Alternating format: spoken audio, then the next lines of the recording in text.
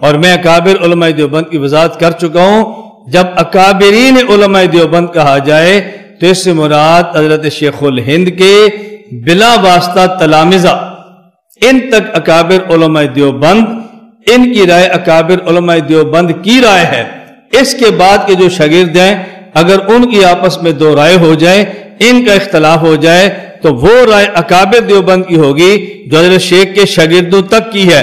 جو اس سے کٹ جائے وہ دیوبند کی رائے نہیں ہوگی، وہ دیوبند سے رائے ہوگی. وہ اختلاف دیوبند میں نہیں ہوگا بلکہ دیوبند سے ہوگا. اب ہم نے دیکھنا ہے شیخ.